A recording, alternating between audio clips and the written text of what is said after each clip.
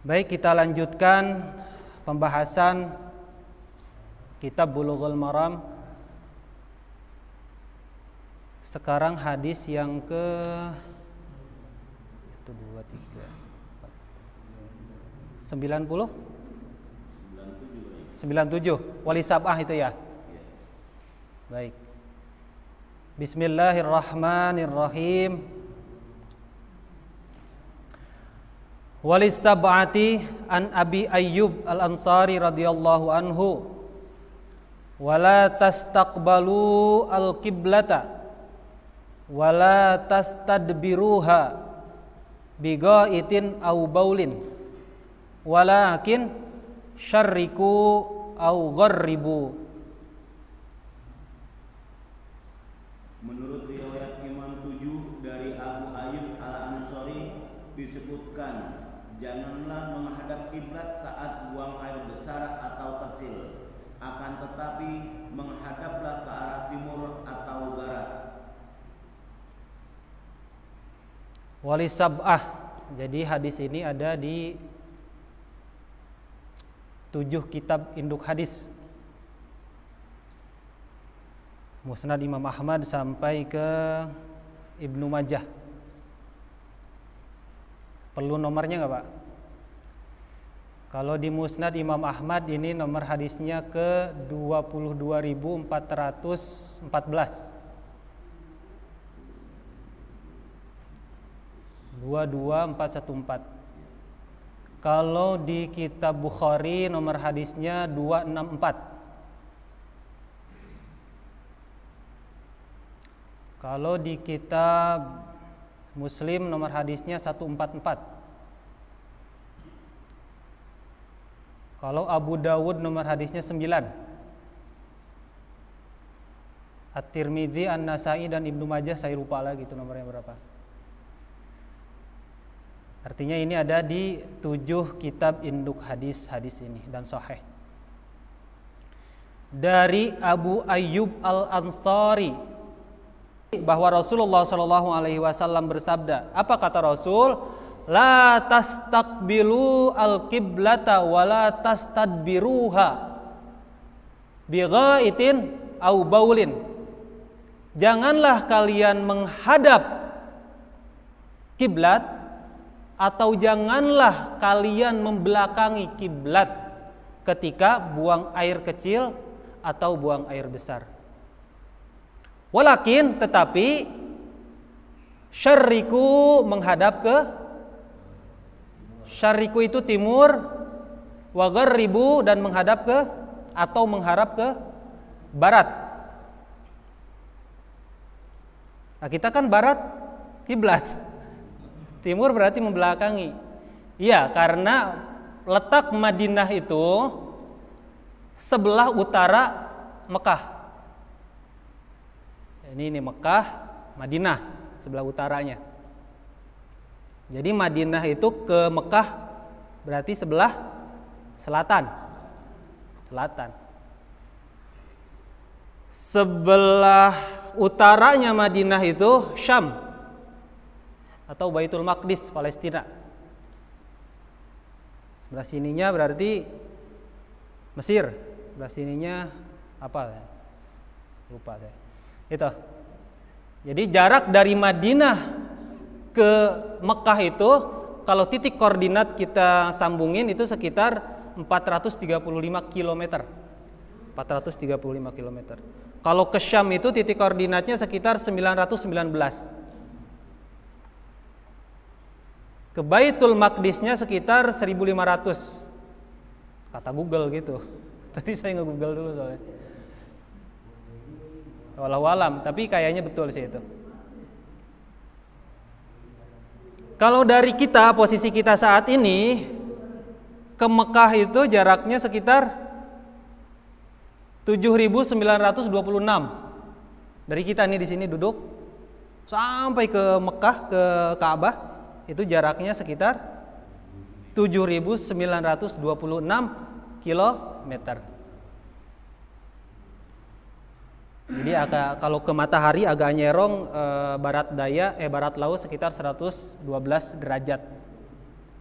Itu arah kiblat kita. Nanti di kitab ini ada pembahasan masalah kiblat. Nanti termasuk ada istiwal a'dham, kapankah terjadinya itu, nanti kita bisa memperhitungkannya. Baik, kata Nabi Shallallahu Alaihi Wasallam, jangan kita menghadap kiblat atau membelakanginya ketika buang air kecil atau buang air besar. Tapi hadapkanlah ketika kalian mau buang mau buang hajat itu kesebaliknya. Kalau kita berarti kalau enggak ke utara ya ke selatan. Ini solusi dari Nabi Shallallahu Alaihi Wasallam. Jadi beliau itu melarang tapi ngasih solusi. Nah itu pemimpin harusnya seperti itu. Ada larangan tapi di samping larangan itu harus ada solusi. Ini contoh dari Nabi Shallallahu Alaihi Wasallam. Nabi tidak hanya cukup la tastaqbilul qiblata wala tastadbiruha. Titik di situ enggak. Tapi solusi Nabi adalah walakin syarriku au gharribu. Itu solusi dari Nabi Shallallahu Alaihi Wasallam. Ada hadis yang kontradiktif tetapi tidak dituliskan di sini. Hadisnya dari Ibnu Umar, ada di Sahih Bukhari, Sahih Muslim, ada di Abu Dawud juga. Bahwa kata Ibnu Umar, suatu hari aku menaiki rumah Hafsah. Hafsah itu siapanya Ibnu Umar? Hafsah istri Nabi, putrinya Umar bin Khattab. Berarti dengan Abdullah Ibnu Umar, adik kakak. Suatu hari aku menaiki rumah Hafsah dan aku tidak sengaja melihat Nabi Shallallahu Alaihi Wasallam sedang buang air, tapi buang airnya beliau itu menghadap ke Syam.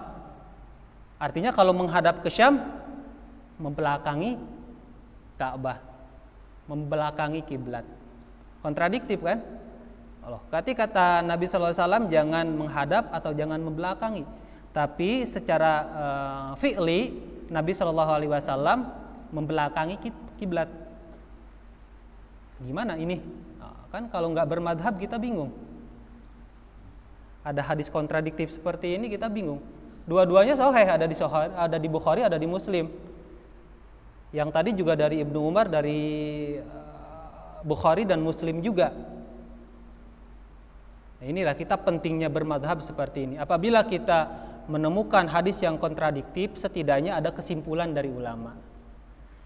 Kesimpulannya adalah ada 3 kelompok di sini. Yang pertama yang menyatakan bahwa menghadap kiblat atau membelakanginya itu haram secara mutlak. Haram secara mutlak itu maksudnya adalah baik dalam ruangan tertutup atau dalam ruangan terbuka. Baik di lapangan ataupun di toilet secara khusus. Haram katanya. Berdasarkan hadis Abu Ayyub tadi. Nah ini dipegang oleh Ibnu Hazm. Nah, kelompok pertama Ibnu Hazm mengharamkan secara mutlak, baik di ruangan ataupun di luar ruangan.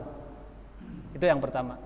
Kelompok yang kedua, bahwa menghadap kiblat atau membelakanginya itu tidak apa-apa, karena mengambil dari hadis Ibnu Umar tadi, bahwa Nabi SAW pada kenyataannya menghadap Syam, membelakangi kiblat.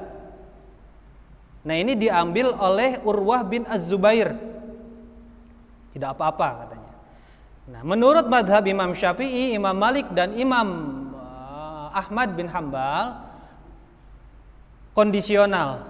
Jadi artinya kondisional di sini adalah tidak apa-apa apabila darurat menghadap kiblat atau membelakanginya dalam keadaan ruangan tertutup. Kalau model kita toilet itu tidak apa-apa. Kalau darurat, kalau memang tidak ada lagi gitu. Tapi diusahakan sebelum membangun toilet, lihat dulu kiblatnya kemana. Tetapi kalau dalam ruangan terbuka haram. Nah, itu jalan tengah dari ulama kita. Maksudnya dari Imam Syafi'i, Imam Ahmad dan Imam Malik. Jadi kelompok pertama haram secara mutlak, kelompok kedua ya boleh secara mutlak, kelompok yang ketiga boleh kalau di ruangan, tidak boleh kalau di ruangan terbuka. Itu kesimpulan dari hadis ini.